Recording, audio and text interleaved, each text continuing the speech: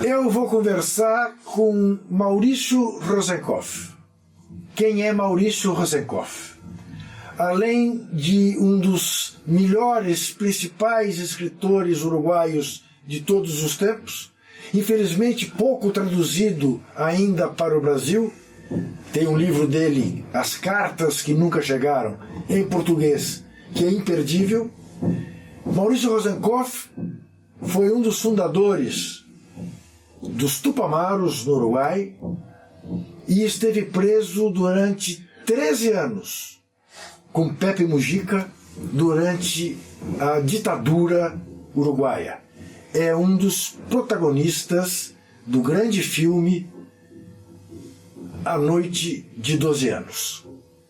E nós vamos conversar sobre como manter a esperança, como resistir nas condições que este homem e seus companheiros resistiram durante uma noite de 12 anos, comendo insetos, sendo torturados, vivendo um verdadeiro inferno. E está aqui Maurício Rosenkopf, aos 87 anos, um exemplo de resistência e de cidadania. Maurício, em primeiro lugar, eu vou falar em portuñol, porque é a maneira como Maurício se siente mais seguro, porque compreende melhor que simplesmente em português. Primeiramente, muitas graças por receber-me. Segundo, eu queria saber qual é o segredo para chegar a 87 anos tan bien. El calabozo hace así las personas serem longevas. Lo recomiendo como tratamiento. Pero tú tocaste una palabra y un tema que tiene que ver con este evento que comienza, y es el tema de la esperanza. Y entonces asocié inmediatamente, porque las neuronas captan una palabra y de pronto te traen imágenes. Uno de los primeros libros que tiene que ver con mi formación política y militante es un libro que me alcanzaron siendo muchacho, de Jorge Amado, que se llamaba El Caballero de la Esperanza. Sí. Y era la historia de la marcha de Luis Carlos Prestes. Sí. Jorge Amado, formidable, le llegó a estar exilado acá. Además, tuve oportunidad de participar con él en un congreso en Lyon, me invitó a su casa en Bahía. Tocas un tema y mirá todo lo que sale cruzando la frontera, y que para nosotros fue todo un ejemplo en la militancia, en la formación, en la vida. Y bueno, tal vez mi propia escritura y mi propia literatura esté tocado por São Jorge dos Ilhéus, con Las Tierras del Sinfín, con esa obra mágica que llega a crear Jorge Amado, y bueno, Los Capitanes de la Arena. Esa proximidad a la gente, al sentimiento, al humor, a la intensidad. Me surpreende agradablemente, claro, ouvir-te falar de Jorge Amado. E lhe pergunto, como é que você compreende que vivamos casi que aislados los brasileños que hablan portugués y los demás países de América Latina? Bueno, no tengo una respuesta para eso. Sé que en la frontera no ocurre lo que vos decís. Sí. Digamos, toda la frontera de Uruguay con Brasil ya es otra nacionalidad, ya es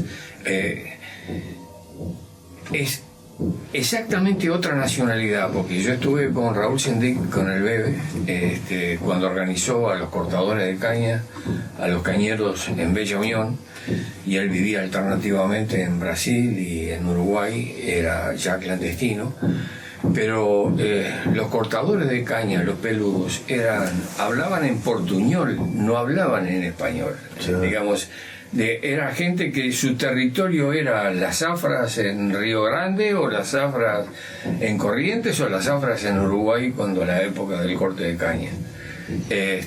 Y además eran cuando alguno tenía una espica, que en aquella época era lo que se usaba, emparchada y con pilas de linternas pegadas por el exterior, era todo lo que habían conseguido en la magia de la comunicación. Te encontrabas con canciones y con que en el resto de Uruguay no estaban presentes, y era la influencia y la presencia de intérpretes brasileños que no eran los que nosotros consumíamos desde Montevideo. Ajá. Mauricio, ¿cómo durante tantos y tantos años en el calabozo usted ha hecho para ganar de la depresión, de la desesperanza, del desespero? Bueno, nosotros hemos vivido una experiencia muy interesante, digamos. Sí. Estuvimos en carácter de rehenes, porque estuvimos 13 años, el mayor tiempo en calabozos aislados, bajo tierra. No nos vimos las caras en todo ese tiempo, nos tenían a media ración, aprendimos, no nos daban agua, aprendimos a reciclar los orines, desarrollando una técnica transmisible. En una lata se deja reposar, que adquiera la temperatura ambiente y que las sales se depositen, y luego es una callaza. Así que y eso nos ayudaba mucho, el poder intercalar humor en cada una de esas situaciones. Pero un día se nos abrió una ventanita, y fue una noche de Navidad en el año 73 en un cuartel cerca de la frontera, en Santa Clara de Olimar.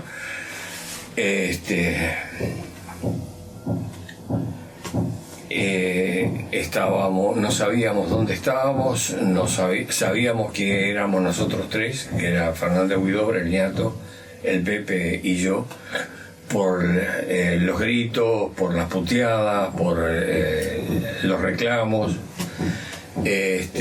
Y siento que del otro lado de la pared arañan el muro, golpeando, pero intencionalmente. Entonces yo sé que al lado está el Ñato por la voz de él. Me siento en el piso, que podíamos sentarnos en cualquier parte de esos 2 metros cuadrados, y con el brazo hacia atrás respondo a su llamada telefónica, también con un arañazo. Entonces lentamente comienza a dar golpes rítmicos, que descubro la intención de pasarme algún mensaje sin conocer previamente ni él ni yo el mismo Morse.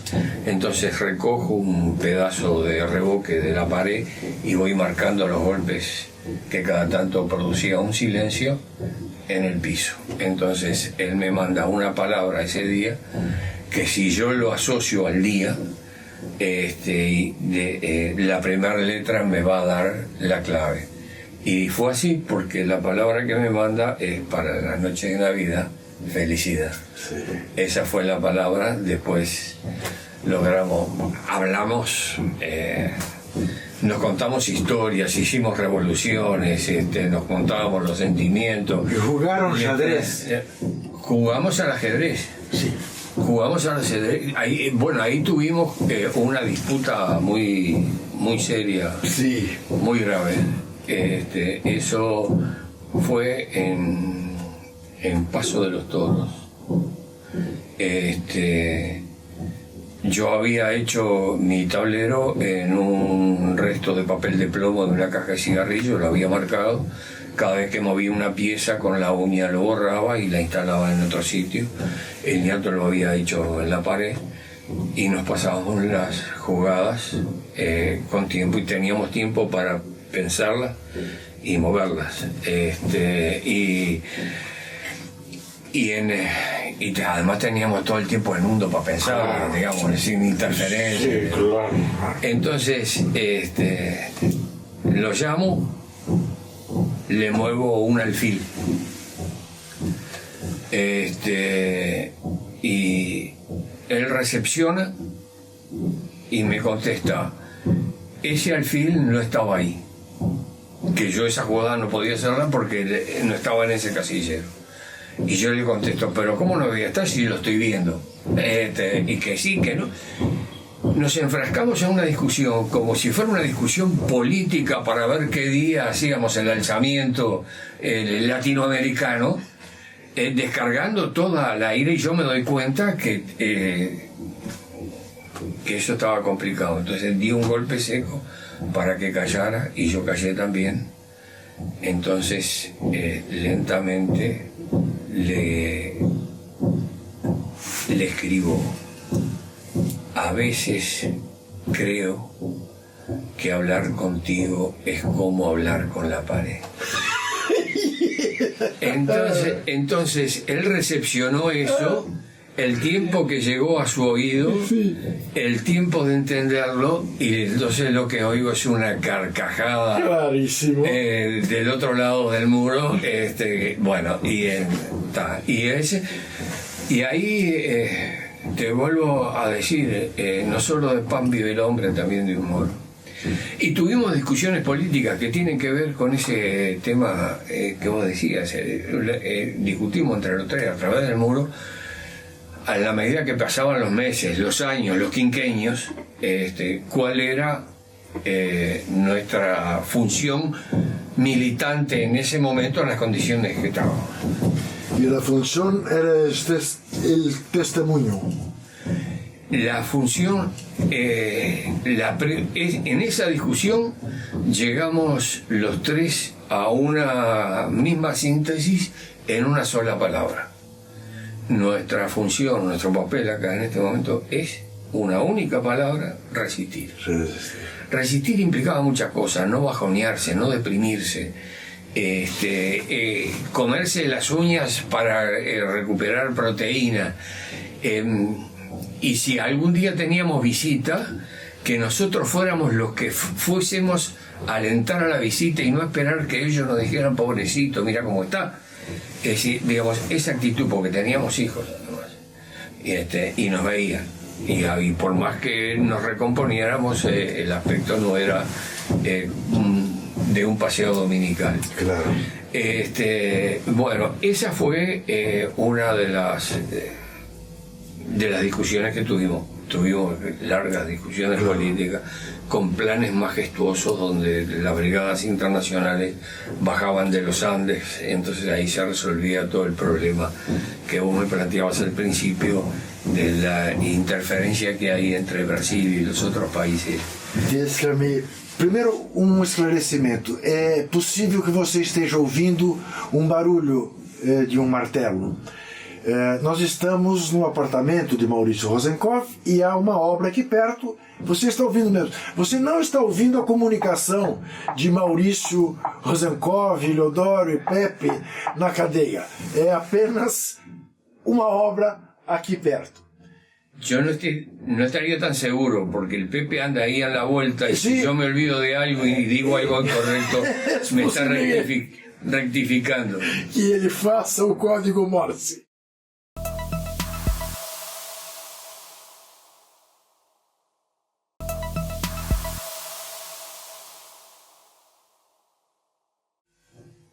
Usaste la palabra resistencia. En su libro Las cartas que jamás llegaron, hay todo un capítulo fantástico sobre la palabra, que usted va conduciendo el lector y la palabra no aparece hasta que aparece. Su madre le pregunta si has comido, sí, si está con hambre. Fáleme de esto, hábleme.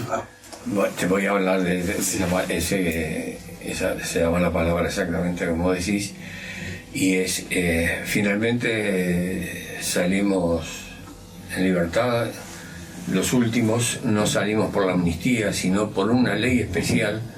Éramos 40 y pocos, entre los rehenes sobrevivientes, que de 9 quedan 8, y los compañeros de dirección y de acción.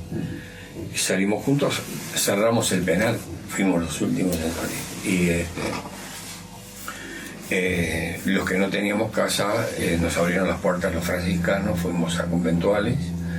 Ahí estuve viviendo, fíjate vos, casi llego a la conversión. Y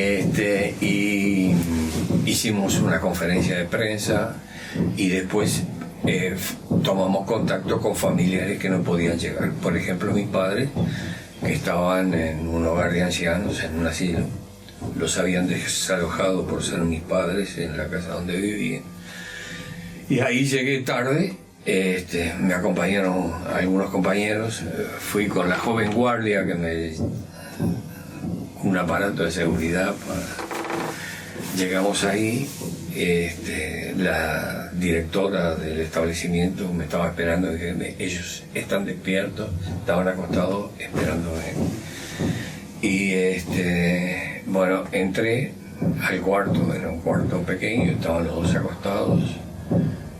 Me miraron como si yo fuese una aparición, con una sonrisa mi padre, mi vieja contemplándome profundamente. Yo estaba parado frente a ellos y el silencio lo rompe mi madre con la pregunta de todas las madres, de toda esa historia, porque hacía años que no le veía. Mi madre me mira y me pregunta: ¿comiste?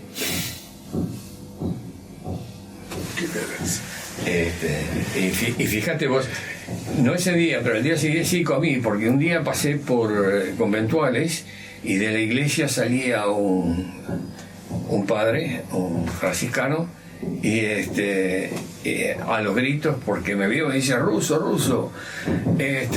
Nos dimos un abrazo en medio de la calle, se paró el tránsito y me dice: no te olvides que el primer asado que comiste cuando saliste de la cana te lo hice yo acá. Ah, qué belleza. Así que yo le dije: Dios te bendiga. Entonces, Mauricio, usted ha pasado, si las mis cuentas están correctas, de los 39 a los 51 encarcelado. Sí. Dicen que la vida empieza a los 40. Por tanto, durante 11 años después de los 40, usted estaba encarcelado. ¿Qué falta hace para usted este periodo? ¿O no hace falta? Este es un periodo... La vida comienza al día siguiente. La vida comienza el día siguiente. Tenemos todos la vida por delante, digamos, y aquellos años que fueron, no los volvería a elegir si estuviera en mis manos, pero también fueron días de vida. Yo logré escribir, sacar papeles, tener discusiones. Le conté una novela al ñato a través del muro. Discutí con Pepe sobre el problema de agricultura, lo que es un atrevimiento de mi parte porque él es un especialista. Hice unos ejercicios de la memoria formidables y termina uno indagando en su propia memoria y en qué consiste, digamos.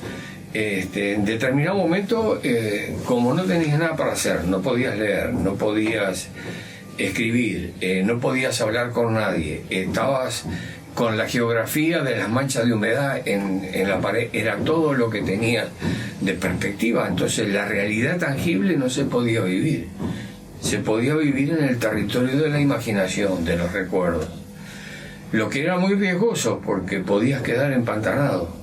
Algunos compañeros quedaron empantanados. Creo que quedamos todos empantanados. Entonces uno recordaba los libros, recordaba bueno, recordaba Fahrenheit, cuando redescubrimos el Morse, yo le contaba autores que no había leído y él me contaba autores que yo no había leído. Y se producía entonces un fenómeno muy curioso. Empecé a recordar todos los amores que había tenido, adolescente, y nunca llegué a ninguna ruptura, es decir, estaba en pareja con todas y no me podía mover en el calabozo porque estaba lleno de niños. Entonces era algo muy curioso, y además cuando sentía pasos que llegaba a la guardia le decía a uno de ellos que escondiera la botella de coca, porque estaba prohibido tenerla en el calabozo. Entonces había un ejercicio mental que te daba para escribir, y además se me dio una oportunidad de escribir clandestinamente y pude sacar materiales en forma muy curiosa. Te lo cuento. Un día irrumpen en mi calabozo, entra la guardia y en tono perentorio me dice el cabo: ordena decir el sargento si usted es el escritor. Yo temí en algún momento que fuera la crítica literaria. Entonces respondí tímidamente: sí, señor. Y él me dice en el mismo tono: ordena decir el sargento que le escribe una carta a su novia. Bueno, dije que sí. Le pedí que viniera el sargento y me dijera cómo es, de qué se trata. Entonces le escribí un par de cartas, le fui escribiendo, me trajo recaudo de escribir, una tablilla, un par de hojas, una virome, y bueno, parece que la seduje con la literatura epistolar, y en compensación me dio 2 cigarrillos rubios con filtro, que me sentí como Churchill con sus sábanos después de ganar la batalla final. A partir de entonces eso se corrió, y entonces cada vez que cambiaba la guardia entonces venían y me pedían todos una carta para su novia, un poema para su madre. Entonces, ¿qué ocurrió? Se pasaron la voz de que yo podía hacerle un poema a la madre o a la novia o una carta. Ellos me alcanzaban un bolígrafo, un papel. Perfecto. Me acuerdo que simplifiqué y empecé a hacer acrósticos. Entonces le pedía nada más que el nombre de la abuela o de la madre, que era Maruja, vertical, y hacía el verso obligado. Y después pasaban y me decían: Rosenkopf, ¿no me hace un acrílico de esos? ¿Acrílico? Entonces, me dije... Entonces... esta experiencia de las cartas tenía también el valor de tener la certeza que tú estabas de nuevo escribiendo para alguien que estaba leyendo las cosas que tú escribes. Yo nunca dejé de escribir. Sí. Lo que no pude hacer es registrarlo. Fíjate que en ese momento una de las consecuencias es que un guardia, que teníamos un ser humano formidable, sí. Y tenía que estar 72 horas de guardia, le pedí si me podía dejar la mina del bolígrafo, y sobre hojillas de fumar me la dejó 72 horas. Pude registrar una historia de amor que tenía en sonetos en la cabeza, y las escribí de corrido en hojillas de fumar. Y después en las hojillas de fumar las envolví en un trozo de nylon, hice un pequeño tubito, la escondí en el dobladillo de la camiseta, que cada tanto se la daban a la familia para que la lavara, y así salió, por ejemplo, La Margarita, 24 sonetos, están musicalizados, hay un disco que se llama, entonces eso para mí fue miel sobre hojuelas. Me resultó apasionante, y después con ese mecanismo pude además sacar alguna obra de teatro, perdí una novela, escribí una novela que esa, porque mi madre no la lavó, se la tuvo que dar a una vecina, y donde estaba la novela quedó manchado de tinta, y cuando me mandaron de vuelta la camiseta me interrogaron qué era lo que había escrito ahí, y yo dije poema, y entonces poemas. Entonces claro, andé a convencerlo que no era un manifiesto. Perfecto. Entonces así, y bueno, y ahí y en la cabeza, y salí con temas en la cabeza, que más o menos registré poemas, obra de teatro, una novela. Durante todo este periodo, ¿cuántas veces tú pudiste ver estar con su hija? Bueno, las visitas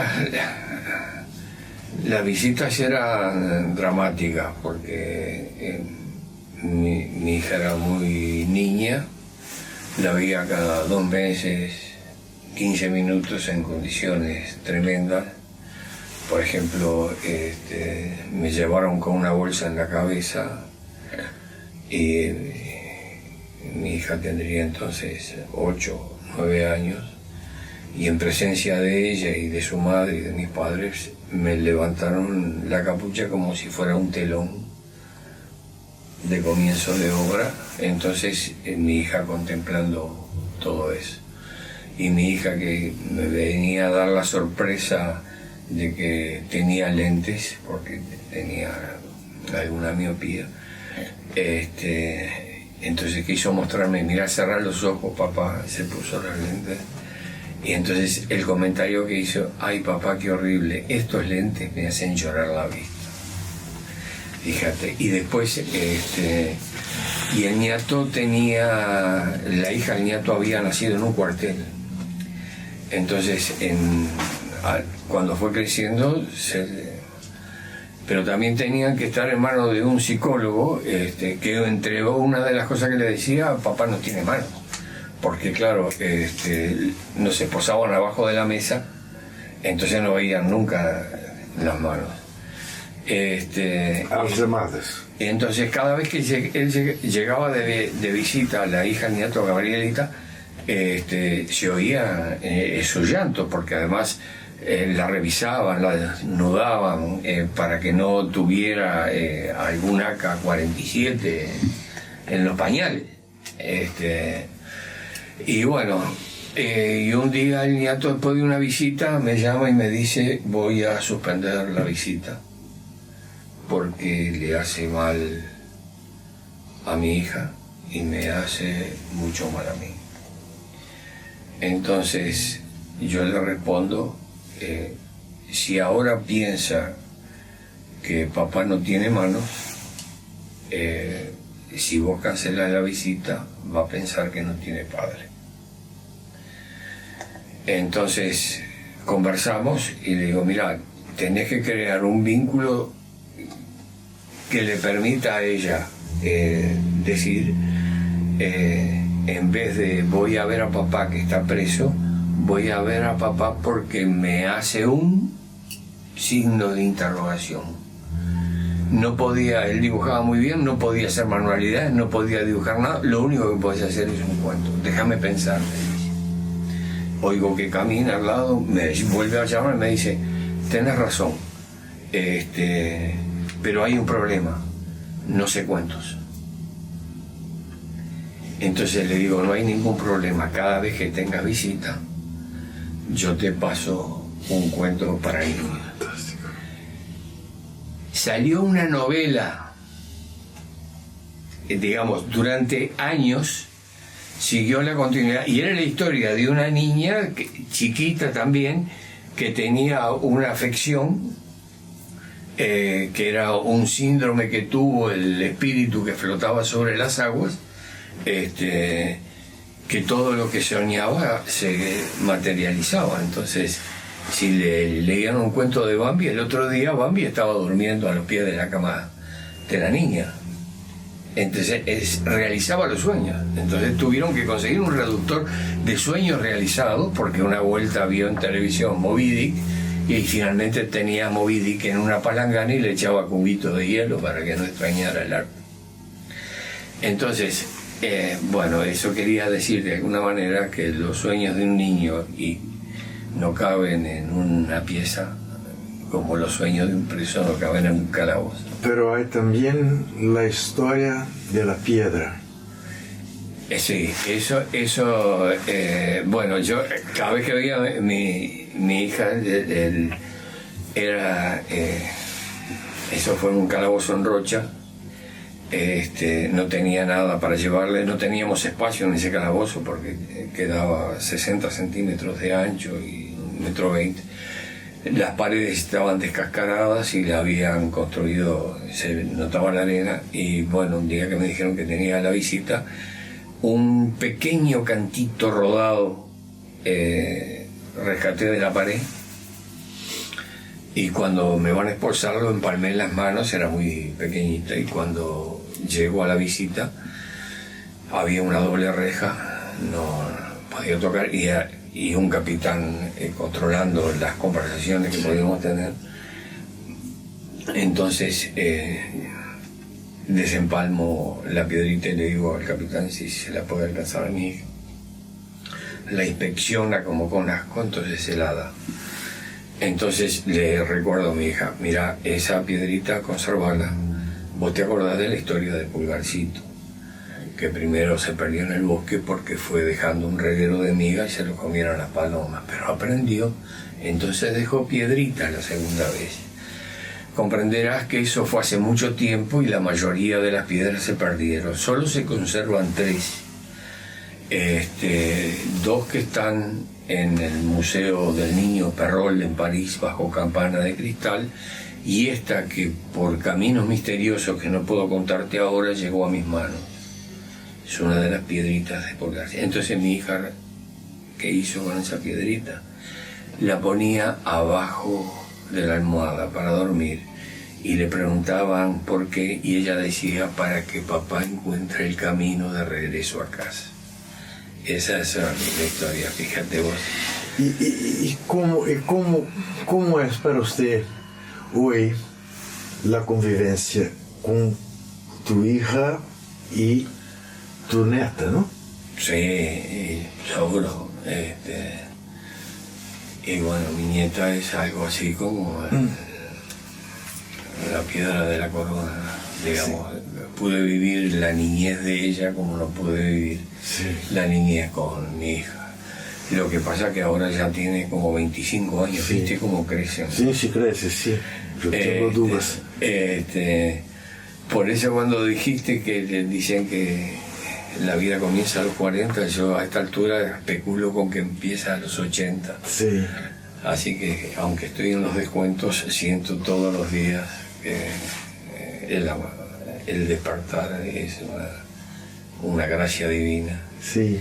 Bueno, y ellas ahí, los amigos, los compañeros, la historia, y además uno se llena de historia, porque hay una cosa que me preguntaste hoy al pasar, que retuve el espíritu de la pregunta que no se concretó, y era que estando en los calabozos nos enteramos por algún mensaje de la visita que un compañero estaba mal con un cáncer en la cabeza de los rehenes, que finalmente murió, que no lo trataban, que Raúl Sendí que estaba mal, que el bebé estaba. Nosotros veíamos que el Pepe también andaba con dificultades y no lo trataban, y entonces nos juramentamos con el nieto de que, porque fíjate, el Pepe dejó de comunicarse con nosotros,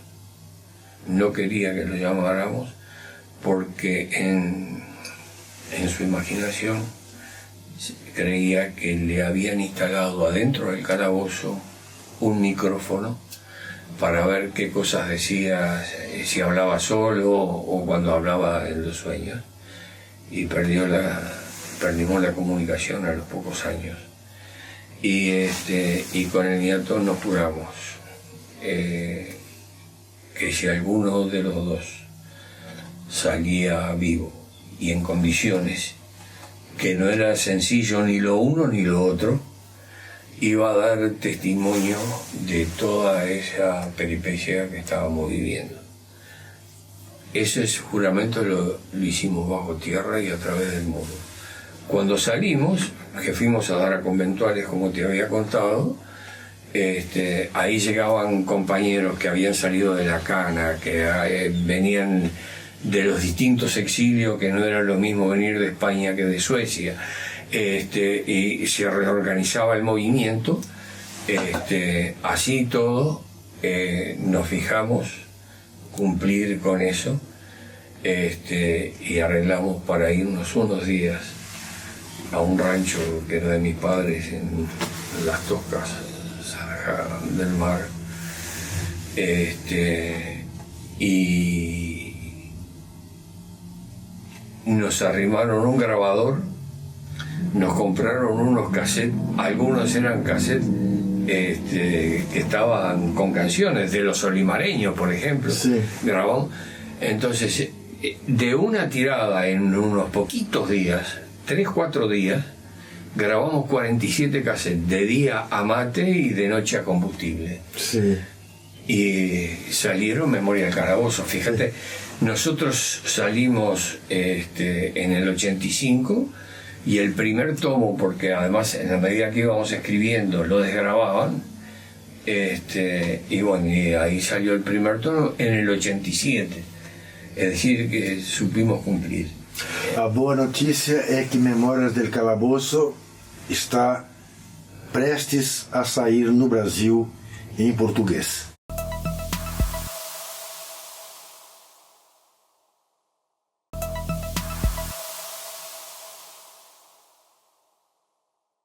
Maurício, todos ustedes saben del calabozo, y después de haber hecho los Tupamaros, fundan la Frente Amplia, que es una cosa que no es apenas una frente de izquierda, una frente con los demócratas cristianos, con todo. Díceme cómo fue posible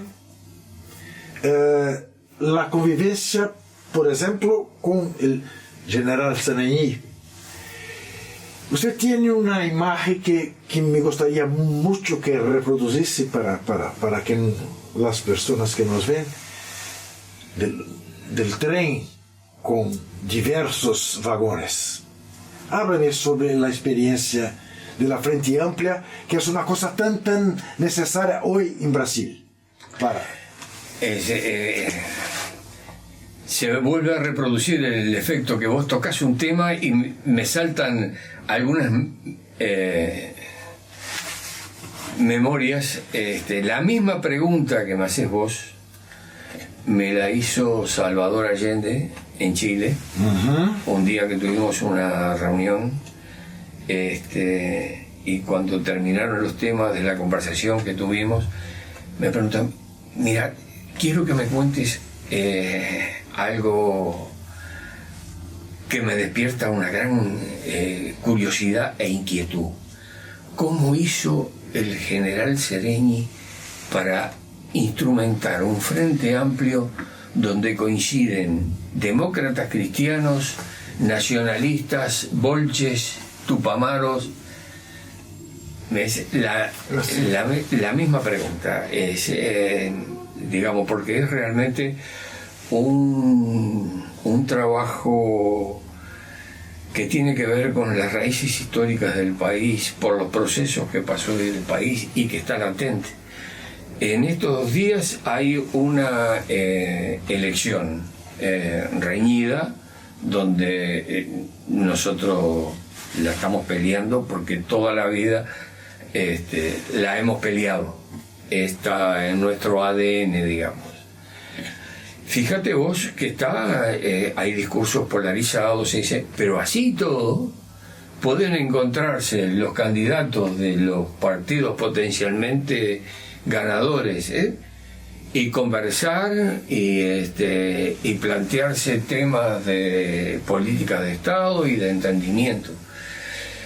Es algo que está integrado a una tradición que, mira, para irnos a la frontera, un famoso caudillo que ahora ya es un caudillo nacional y en su momento fue un caudillo blanco alzado contra el gobierno colorado, acá lo llamamos Saravia y en la frontera es Saraiva, Sí.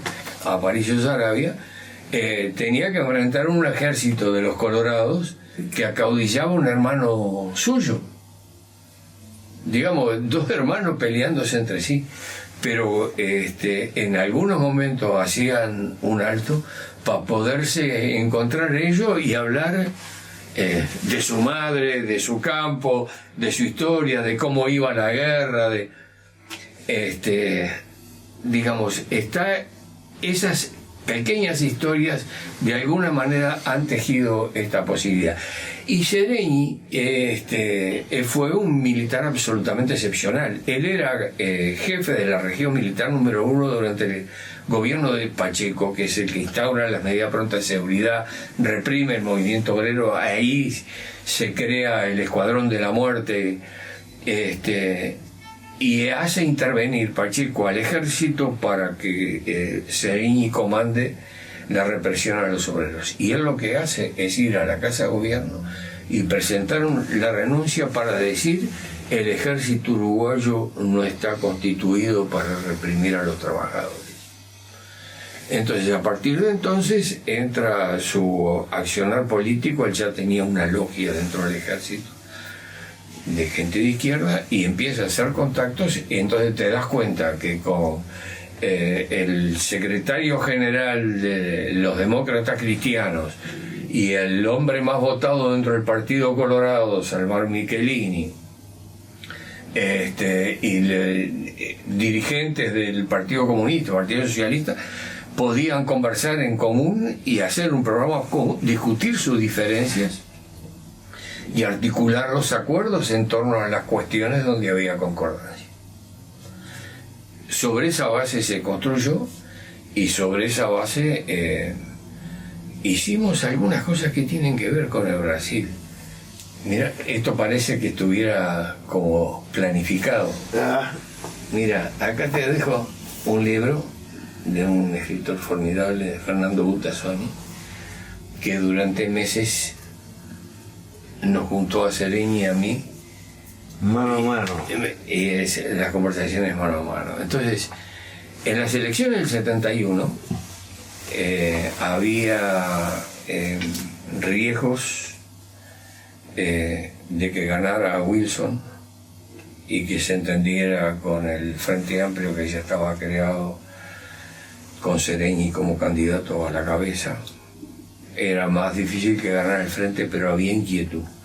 Pero había inquietud no solo de parte del gobierno uruguayo, sino del gobierno brasilero. Entonces, y aparecían en la frontera operativos como Operación Poncho Verde y otro que no recuerdo, que tenía más que ver con esto. Y disponíamos de información, Seregni por un lado y nosotros por otra, que no viene el caso comentarte, de que si se producía un cambio político acá, teníamos el ejército de la dictadura brasileña en la frontera. Fidel Castro le advirtió sobre esto. Bueno, no quería... Sí, exactamente, sí. Estábamos en la casa de Piñeiro, de Barbarroja, el ministro, en una reunión que tuvimos ahí.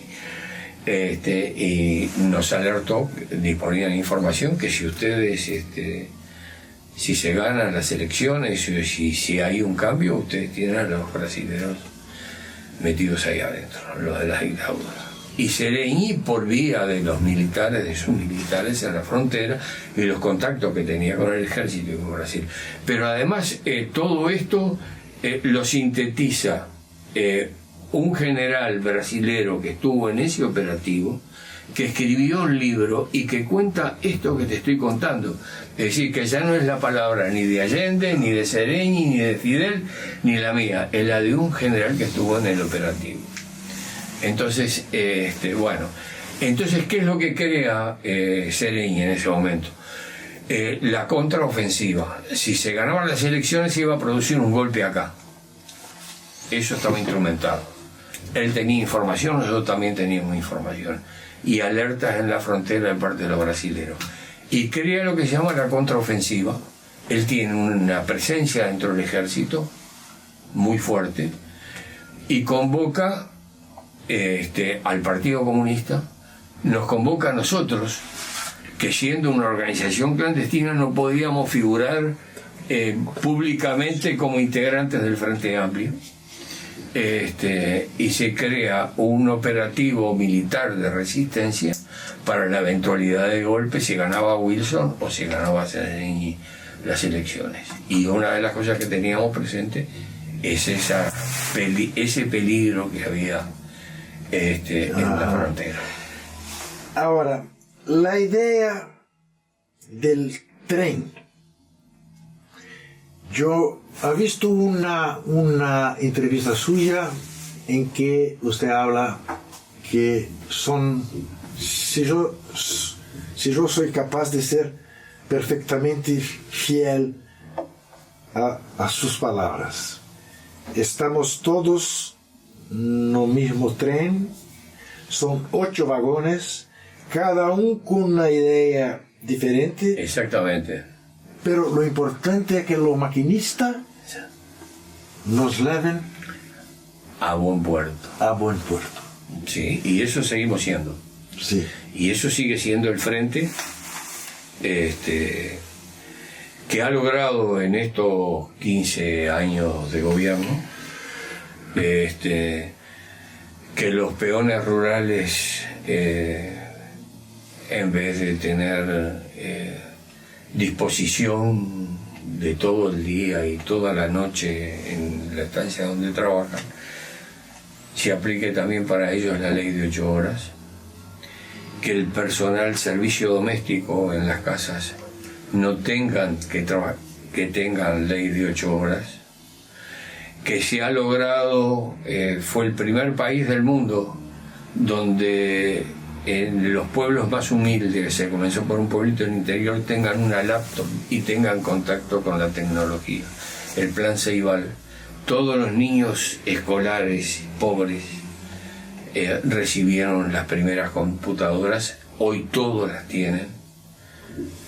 Se ha desarrollado a partir de eso avances, porque se ha introducido con eso la tecnología y la formación, y ahora hay grupos de pueblitos perdidos de campaña donde los escolares ganan concursos que organiza la NASA o alguna organización internacional y son premiados porque están en robótica y terminan viajando. Uh-huh.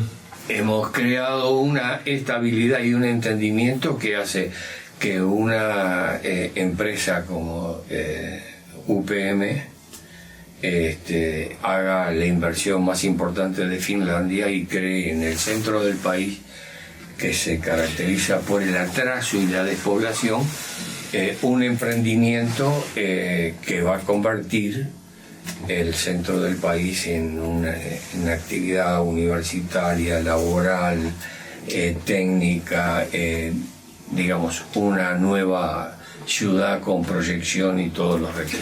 Entonces, Mauricio, en este aspecto Uruguay es una cosa que nuevamente se distingue en la América Latina. Atrás, la idea de la Suiza de la América Latina, que los militares destruyeron, ¿no? Como nosotros sabemos. Mas hoy, como un país de libertad, un país progresista, un país de conquistas sociales importantes, que contrapuesto a la América Latina, y yo sé que no existe el paraíso, pero es más próximo del paraíso, que gran parte de los países latinoamericanos. ¿Qué salidas usted ve para la América Latina? Bueno, yo te diría que cada maestrito con su librito. Sí, América Latina es muy global, sí, y es muy variado. Entonces, cada país sí, tiene su historia, sus movilizaciones, su gente. Lo que está claro es que el sentimiento de igualdad está en las raíces de toda la cultura latinoamericana, no ya de la expresión. Nosotros tenemos toda la toponimia del Uruguay guaranizada. La palabra más linda es un pueblo que se llama Tupambaé, que quiere decir tierra del común, tierra del todos, digamos, que practicaban la colectividad de las tierras, los guaraníes, sí, los incas, pero para ir más atrás, yo te diría que después que lees los evangelios y entras al libro siguiente que se llama Hechos de los primeros cristianos, el Nuevo Testamento termina formulando: los primeros cristianos tenían todo en común y cada cual retiraba según sus necesidades. Y se lo estoy diciendo a alguien que está con la teología de la liberación. Y te complemento esto, que capciosamente en algunas traducciones no aparece. Cuando a Jesús lo vienen a detener en el Monte de los Olivos, y hay inclusive un enfrentamiento y Pedro desenvaina un sable y hiere a uno de los centuriones romanos que vienen a detenerlo, Jesús les dice: así como un día os dije que salgáis sin más que las túnicas y las sandalias para pregonar el Evangelio, hoy os digo que vendáis las túnicas y las sandalias para comprar espadas. Entonces, volviendo sí, a esa cita: el que tenga oídos que oiga. sí. ¿Usted cree en Dios? ¿Por cuánto es la pregunta? Sí. Millones de millones. Y nosotros todo es un misterio. Sí. Si hay alguien que creó, ¿dónde está el que lo creó? Sí. ¿Cómo es posible crear un animalito que extiende los brazos y son alas y vuela?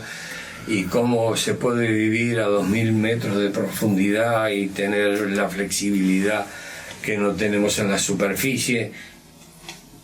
No sé, pero prefiero decírtelo con palabras de alguien que tiene más autoridad que yo sobre el tema. Einstein, en los primeros días del nazismo, iba a la sinagoga, tocaba el violín, y le preguntan a él lo mismo que me preguntaste tú. Entonces él responde que hay demasiada armonía en el espacio para que sea obra de la casualidad. Y agrega: pero no creo en ninguna de las religiones reveladas. Te deja un signo de interrogación que uno termina preguntándose todos los días qué estamos haciendo. Entonces es muy bueno tener preguntas constantes sin necesidad que uno encuentre una respuesta que coyunturalmente lo satisfaga. Maurício, primeiro deixa eu contar uma coisa para você. Eu jurava que eu ia chamá-lo de senhor o tempo todo. e quer chamá-lo pelo sobrenome, mas é uma coisa tão absolutamente cercada de afeto conversar com esse homem que eu estou conversando, que eu virei amigo de infância dele. O chamo de Maurício e de você.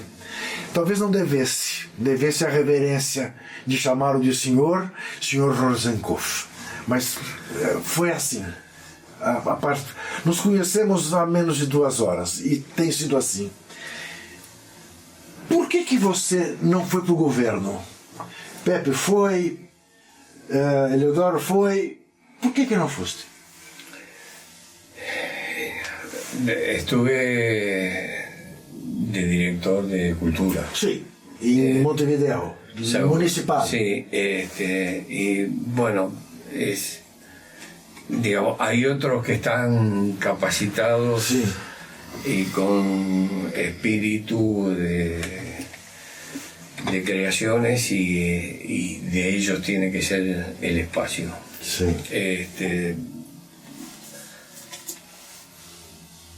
Algunos de nosotros tienen que estar destacados para escribir lo que hacen los otros. Perfecto. Elegí ese camino. Sí. La literatura es una cosa más importante que la política, ¿o no? No. Primero, hay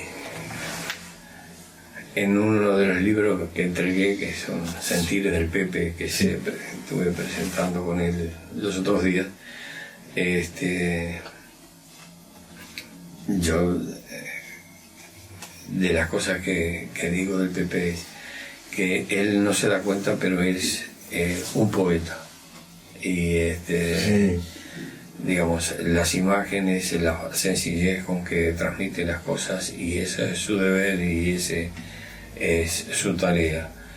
Lo mío, registrarlo desde el afecto, desde la fraternidad. Somos hermanos de sangre, con todos los que han combatido y combaten y cayeron y están desaparecidos, digamos. Uno sigue registrando eso. Por eso, digamos, sentí que estar en estas vueltas es simplemente una piecita pequeña en un puzzle mucho más grande y mucho más importante, que es la acción que desarrollan los compañeros que están. Usted ha dicho que Pepe es un poeta. Yo concordo, pero yo voy más longe, más distante. La única persona hoy que me parece comparable a Pepe, sin un chiste, sin ningún trocadillo, el Papa. El Pepe y el Papa, ¿no? Bueno, lo que yo te puedo decir es que yo estoy con el Pepe. Sí. Eso ya es una diferencia. El Papa trae un refresco a una institución como la Iglesia, que está muy acosada, muy acorralada. Muy importante las cosas que dice, la actitud que asume, pero el grado de deterioro que llegó la institución que tiene que conducir produce pánico, digamos. Si son sus representantes, si su Dios está representando en la tierra por los que acogen a los niños y abusan de ellos, como aparece hoy por todas partes, prefiero que eso lo resuelvan entre ellos y ni siquiera opinar. Pero bastante tarea tiene con encarar esas cosas. Y es curioso porque pienso que el texto más importante del Nuevo Testamento es el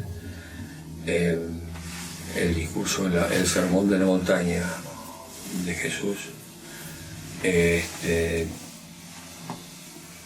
cuya vida no la ves replicada en ninguna de las expresiones religiosas. La sencillez, la humildad, su taller de carpintería con el padre, cuando dice en el Sermón de la Montaña, que le preguntan cómo pueden llegar a Dios los que estaban comulgando con él en la ladera del monte, y él le dice: para llegar a él, para llegar a mí, hay que pasar por el huérfano, por la viuda, por el preso, por el pobre. Bueno, en ese camino explica que nosotros como organización, en los primeros días de inauguración del penal, donde caían los primeros presos, había 23 curas y pastores protestantes, compañeros, que de alguna manera se ve que leyeron lo mismo que leí yo y que te cité, Sí. y que, como Camilo Torres, Sí. y como tantos otros, y bueno, y es lo que tenemos. Mauricio, yo no tengo palabras para agradecerte por esta conversa. Para mí es una cosa que está presente a partir de hoy en mi currículo. Ter tido oportunidade de conversar com você. Eu tenho certeza que, tanto quanto eu, você adorou essa conversa. Até. Gracias, muchas. A ti. Muchas. A ustedes. Fantástico. Gente, obrigado. Muy bien.